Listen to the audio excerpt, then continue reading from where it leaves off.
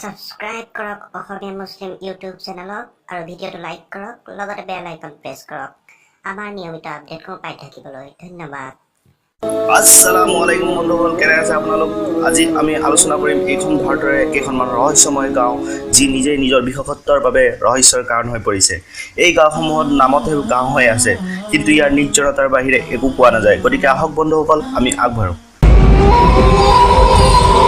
Number 1ত আছে কুলধৰা গাঁও। ৰাজস্থানৰ পৈচলমেৰ জিলাৰ কুলধৰা গাঁও, যি আজি 170 বছৰ ধৰি নিৰ্জনতাৰ সাক্ষী হৈ আছে।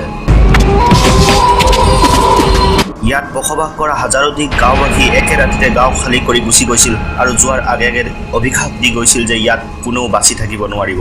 আৰু তেতিয়াৰ পৰাই এই গাঁওখন খালী হৈ পৰি আছে।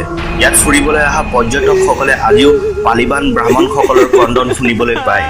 পৰ্যটকসকলৰ তাত অনুভৱ হয় যে তেওঁলোকৰ কাষত কোনোবা খোজকাঢ়ি আছে। তেওঁলোকে শুনিবলৈ পায় বজাৰত হৈ থকা চলাচলৰ শব্দ, লগতে শুনিবলৈ পায় মহিলাৰ খাৰু আৰু পায়েলৰ ৰুমঝুম শব্দ। প্ৰশাসনে এই গাঁৱৰ মূৰত এটা গেট নিৰ্মাণ কৰি দিছে, যি গেট ৰাতি পাৰ হ'বলৈ কোনো সাহস নকৰে। কিন্তু গাঁওবাসীয়ে ৰাতিৰ ভিতৰতে গাঁও খালী কৰাৰ কাৰণ কি আছিল?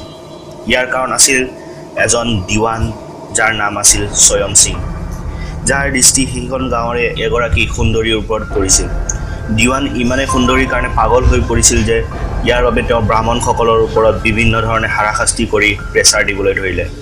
সহ্যৰ সীমা তেতিয়া অতিক্ৰম কৰিছিল যেতিয়া দিৱানে গাঁওখন আক্ৰমণ কৰি ছোৱালীজনীক উঠাই লৈ যোৱাৰ ভাবুকি দিয়ে। ইয়াৰ ফলত গাঁওবাসীয়ে তীব্ৰ প্ৰত্যাহ্বানৰ সন্মুখীন হয়। তেওঁলোকৰ হাতত দুটাই অপশ্যন আছিল, হয় গাঁও বচাব, নহ'লে নিজৰ জীয়ৰীক দিৱানৰ হাতত গতাই দিব। এই বিষয়ত আলোচনা কৰিবলৈ সমগ্ৰ গাঁওবাসী এক মন্দিৰত মিলিত হয়। শেষত সিদ্ধান্ত লোৱা হয় যে যিকোনো প্ৰকাৰে ছোৱালীজনী দিৱানক দিয়া নহ'ব।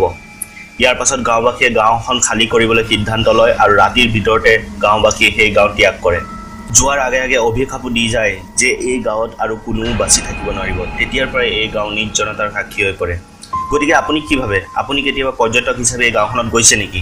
আমাক তলত কমেণ্ট কৰি জনাওক। লগতে এই চিৰিজৰ বাকী অংশত আমি ভাৰতৰ আন কেইখনমান ভৌতিক তথা জয়াল গাঁৱৰ বিষয়ে আলোচনা কৰিম। ভিডিঅ'টো ভাল পালে লাইক কৰক আৰু শ্বেয়াৰ কৰিব নাপাহৰিব। ধন্যবাদ।